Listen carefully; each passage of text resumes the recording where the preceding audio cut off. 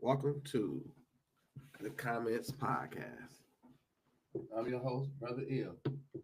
This is breaking news. We got the Biden Harris regime has reportedly authorized the Ukrainian army um, to use long range missiles with the intent to strike deep into Russia. This we know for sure. Excuse me for 1 second. This we know for sure that Putin said is a red line. That's basically that's basically what it is. So how wild is? Let's see what we got here.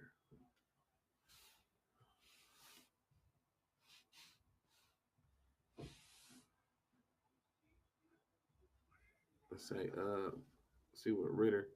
MAGA Americans should shut down DC until Biden reverses his decisions on ATACMS. Surround the White House, surround Congress, shut it all down.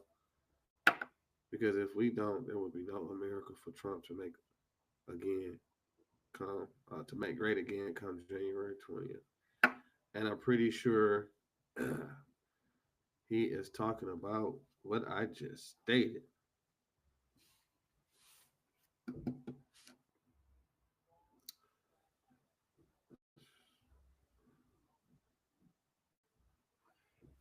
And this was posted just 47 seconds ago. Um, I'm gonna read this. This is from Scott Ritter at Real Scott Ritter on X, and he states the Biden administration just gave Ukraine the green light to use U.S. made and provided ATACMS missiles against Russia targets inside Russian territory, including Kursk. It should be noted that the U.S., together with NATO, helped plan and execute the Ukrainian incursion into Kursk. Now, with the Ukrainian forces being pushed back in the Kursk region by Russian forces, the decision to allow Ukraine to use ATACMS missiles in Kursk leaves no doubt that the U.S. is a direct party to the invasion and occupation of Russian soil by NATO and proxy Ukrainian forces. In short, the U.S. is now at war with Russia. This was the position taken by Russia back on September 13th when the Russian government warned the Biden administration about allowing Ukraine to use ATACMS against Russian soil. The decision by the Biden administration reflects a growing sense of desperation on the part of Ukraine, NATO, and the U.S. that the war with Russia is reaching the breaking point, where a decisive Russian victory is all but guaranteed. The Ukrainian NATO US axis is likewise concerned about the election result in the US, which saw Donald Trump win decisively on a platform that seeks to end the war in Ukraine and avoid escalation with Russia. The Biden administration seems to have taken a decision based upon the two specific analytical assumptions. First, that Russia is bluffing and will not seek to escalate. Second, that this escalation on the part of the Ukraine, NATO, U.S. axis will trap the incoming Trump administration into staying the course when it comes to supporting both NATO and Ukraine. The Biden administration has likely, badly, miscalculated Russia, will not accept this escalation by doing nothing. Russia's response will be decisive and possibly include hitting targets outside Ukraine. Moreover, Trump does not want a war with Russia, inherited or otherwise. Rather than accepting this escalation as a fate, as a fight, accomplished, Team Trump will likely inform both NATO and Ukraine of the detrimental consequences of escalation once Trump takes office on January 20th. This last point is of utmost importance. If Trump can separate himself from the Biden decision to escalate, Russia may temper its response, avoiding the kind of revolving escalation that would probably lead to nuclear war. It would be unprecedented action on the part of Trump. Direct interference in the policies of a sitting, albeit lame duck president. but the survival of America and the world is at stake.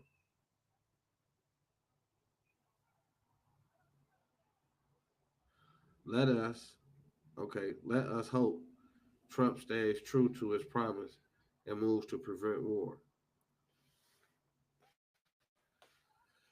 Whew. Uh, let's look at the comments here. Say R Stone away at Allen Wheel 968466129. He says this is not a good development. Biden wants World War III to stop Trump presidency. And that's what I absolutely said, that it's another form of an election interference, or really just to, be honest, just to push to stay in power at the same time. It's amazing though at the expense of people's lives. That's interesting. But that's the breaking news on the hour. Let's go.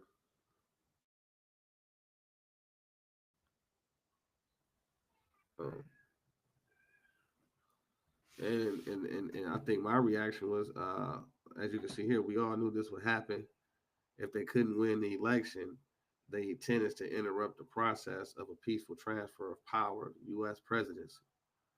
At Real Donald Trump, at Elon, at Rob. And it's attached to a clip from the BRICS News, at BRICS Info on X. In September, Russian President warned that NATO will enter a direct war with Russia if Ukraine uses long-range Western missiles to strike inside Russia. И, видимо, слышен, как на очень высоком уровне Великобритании и США муссируется тема о том, что киевский режим сможет наносить удар в территории России западными вооружениями большой дальности. И, судя по всему, это решение либо вот-вот будет принято, либо, судя по всему, вообще уже принято. И эта вещь, конечно, экстраординарная. Хотелось попросить прокомментировать то, что происходит. Происходит попытка подмены понятий, потому что речь не идет о разрешении или запрете киевскому режиму наносить удары по российской территории. Он и так наносит с помощью беспилотных летательных аппаратов и другими средствами. Но когда речь идет об использовании высокоточного оружия большой дальности западного производства, это совершенно другая история.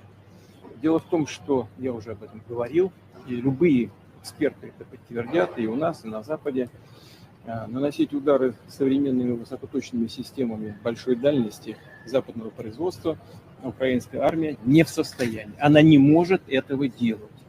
Это возможно только с использованием разведданных со спутников, которыми Украина не располагает.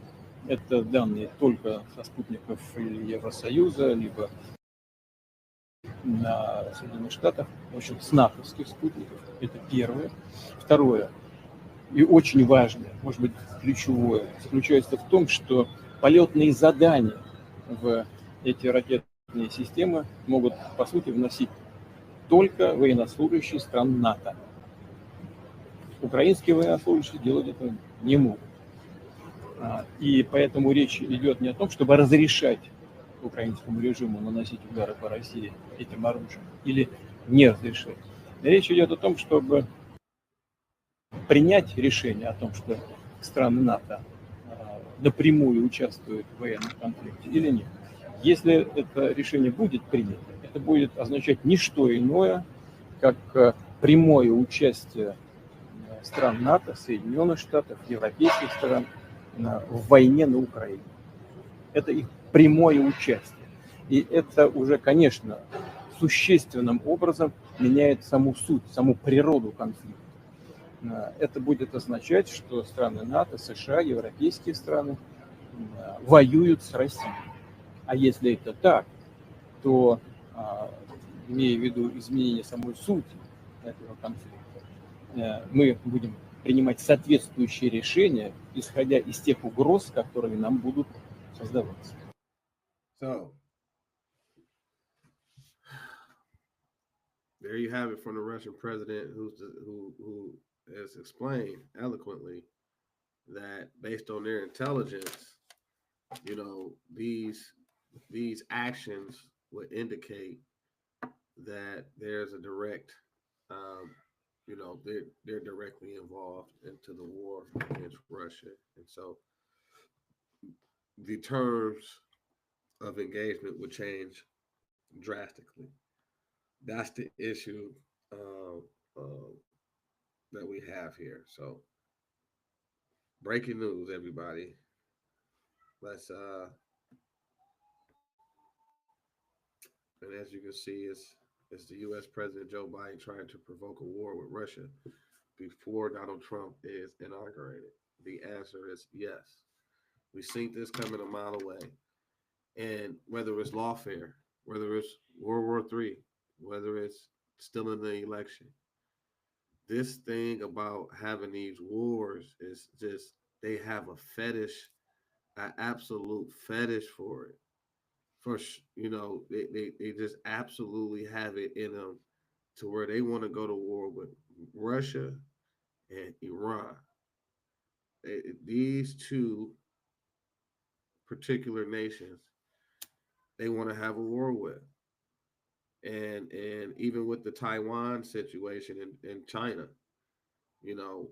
But is it because of the BRICS? Is it because of their independence and their strength and their position on the world stage? Um, it demands our attention, and because the picture is just continued to be painted so clearly, it's so obvious, it's just so wrong that we're going to put ourselves, our countries, in a position to be blown to smithereens, to be destroyed, um, and or to destroy any part of humanity. And Biden should be standing down at this point. Biden should be standing down. That administration, just no, it ain't even an administration, the regime, it should be standing down. It does not have any legitimacy in its current orchestration of the presidency of the United States. And it's just amazing to see that we don't have control of our government at all. It's doing what it want to do. It's doing whatever it want to do right now. We can't do nothing about it. We voted,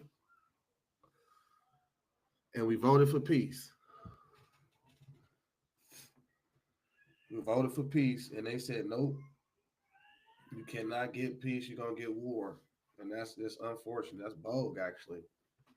It's really unfortunate, you know. Um, you know, this guy is so hung up on it being a wartime regime, and the American people, almost 80 million people, said no. We want peace. Excuse me. The one of peace is evil. We voted for peace. We elected peace, and this could mess everything up. This could interrupt, and you can see it. Everybody's kind of quiet. They got a number of plays going on. They still count votes. Uh, Allegedly, they still count votes. They still pushing war. So that's amazing. That's amazing. So, uh, matter of fact, I think I'm gonna tap into that. Let's see.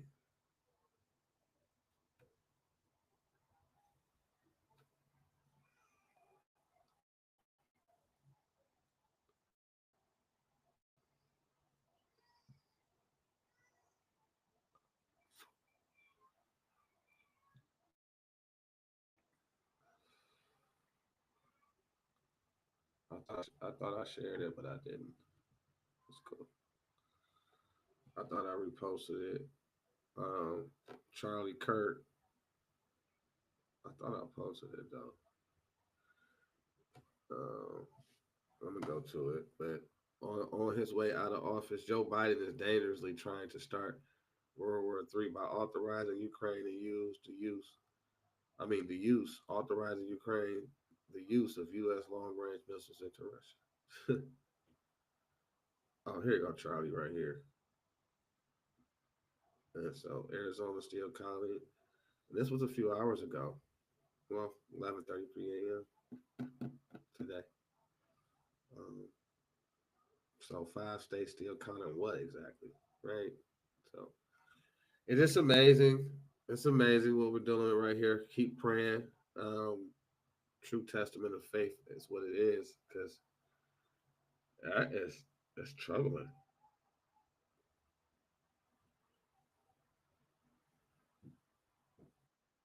This is a war that should have never happened.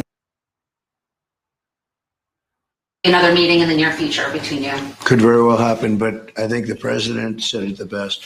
This is a war that should have never happened.